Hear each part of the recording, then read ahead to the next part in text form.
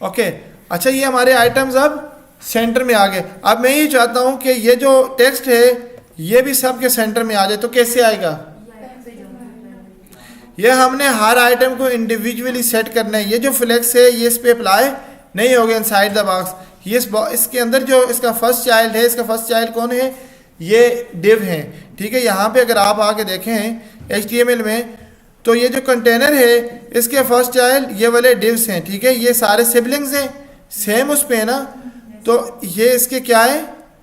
First child है, ठीक है। ये फर्स्ट चाइल्ड पे अप्लाई होगा। अब जो हम इस पे अप्लाई करेंगे तो वो इसके चाइल्ड पे अप्लाई होगा। तो अब हम ये चाहते हैं कि ये जो टेक्स्ट है ये भी सेंटर में हो। तो इसको कैसे सेंटर करेंगे? इस पे दो डायमेंशन में हमें मूव होना पड़ेगा। एक डायमेंशन से हम सेंटर में आ जाएंगे वर्टिकली, और दूसरी डायमेंशन से हम सेंटर में आ जाएंगे हॉरिजेंटली। हॉरिजेंटली के लिए हमारे पास क्या है? जस्टिफाई, और वर्टिकली के लिए अलाइन आइटम। हमारे पास हम जाते हैं यहाँ पे आइटम में, और यहाँ पे हम सबसे पहले अगर मैं इस तरह लिखूँ जस्टिफाई कंटेंट सेंटर और अलाइन आइटम्स सेंटर, इसमें क्या एरर है? डिस्प्ले फ्लेक्स नहीं किया। डिस्प्ले फ्लेक्स नहीं करेंगे तो ये वर्क नहीं करेगा, क्योंकि हमने इस कंटेनर को फ्लेक्सिबल बनाया ही नहीं है। तो अब क्या हुआ? यहाँ पे हमारे पास टेक्स्ट भी सेंटर में आ गया, ठीक है। अब मैं ये चाहता हूँ कि ये जो टेक्स्ट है, ये वाला टेक्स्ट जो सेंटर वाला है, ये बल्कि सारा टेक्स्ट जो है वो इस जगह पे हो। तो उसके लिए क्या यूज़ करेंगे? Align item, align item flex end. तो अब मैं क्या करूँगा? यहाँ पे अलाइन आइटम फ्लेक्स एंड, तो ये क्या होगा कि ये हमारे पास एंड पे आ जाएंगे, रहेंगे सेंटर में। सेंटर में अब इसको किसने किया? जस्टिफाई कंटेंट ने हॉरिजॉन्टली। अब ये हमारे पास सेंटर में आ गए। इसके अलावा और भी प्रॉपर्टीज देखी थी, वो कौन कौन सी थी? Space around. स्पेस अराउंड हम कहाँ पे यूज करेंगे? यहाँ पे किसके साथ?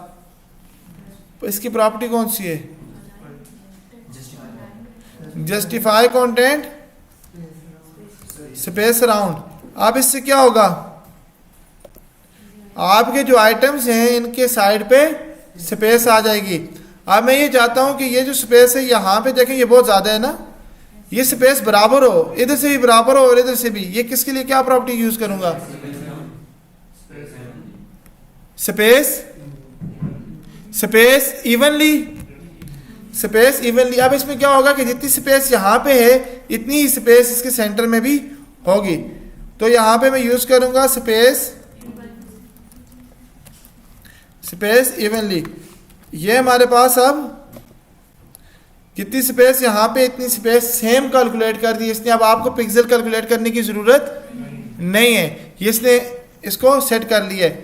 अब जो स्ट्रेच है वो भी हम ट्राई कर सकते हैं। बेस लाइन भी आपके पास है और भी इसकी प्रॉपर्टीज़ हैं। इसके अलावा और क्या है हमारे पास? हमने इसको मूव करना सीख लिया, टॉप पे, राइट पे, यहाँ पे भी हमें मूव करना सीख लिया, यहाँ पे भी कर लिया, और यहाँ पे लास्ट मूव करवा दें। ये वाली रो जैसे है ऐसे ये यहाँ पे आ जाए।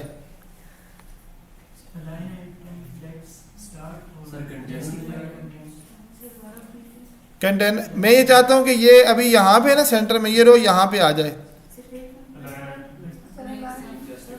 सारे आ जाए सारे। अलाइन आइटम फ्लेक्स एंड, ये कहाँ पे अप्लाई करूँगा मैं? कंटेनर में। अलाइन आइटम फ्लेक्स एंड, जैसे हमारा टेक्स्ट एंड पे है ऐसे ही हमारा आइटम भी एंड पे है। अब ये सारे टॉप पे चले जाएं तो क्या होगा? ये टेक्स्ट सिर्फ इसका जितना टेक्स्ट भी है ना ये तो टॉप पे चला जाए।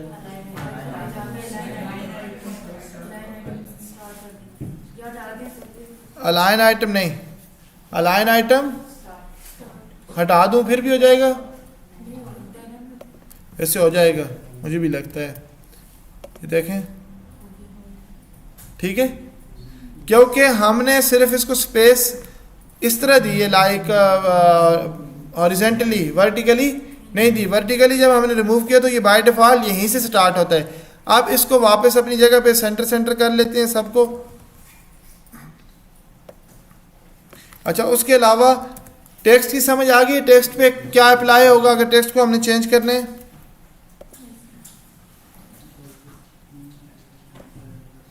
अच्छा, स्पेस इवनली होगी, स्पेस अराउंड हो गया, स्पेस। अब आप लोगों ने ये ट्राई करना है, और उसके अलावा पेडिंग और मार्जिन को भी हम यूज़ करते हैं, लेकिन यहाँ पे हमें जो कंट्रोल इस जगह से इस तरह मिला है वो कंट्रोल हमारे लिए स्पेस और उससे सेट करना मुश्किल था। ठीक है, इसके अंदर अगर आप इनके अच्छा इनके दरमियान और भी हमारे पास अलाइन आइटम्स हैं, जस्टिफाई कंटेंट है, इसके अलावा और कौन सी प्रॉपर्टीज़ थी आपके साथ मैंने शेयर की थी, ज़रा देख के बताएं।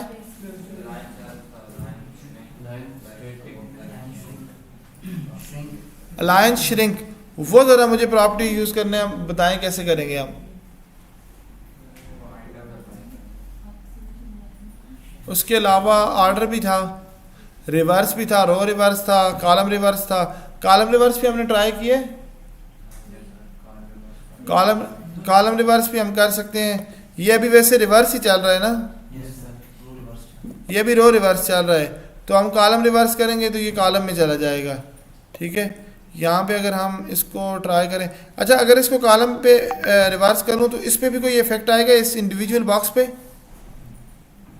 इस इंडिविजुअल बॉक्स पे कोई इफेक्ट नहीं आएगा, यानी ये बॉक्सेस अपनी वो छोड़ेंगे, ये जो टेक्स्ट है ना इस पे कोई इफेक्ट नहीं आएगा, क्योंकि इसके लिए अलग से CSS लिखी गई है।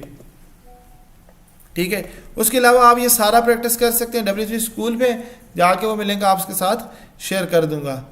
ठीक है।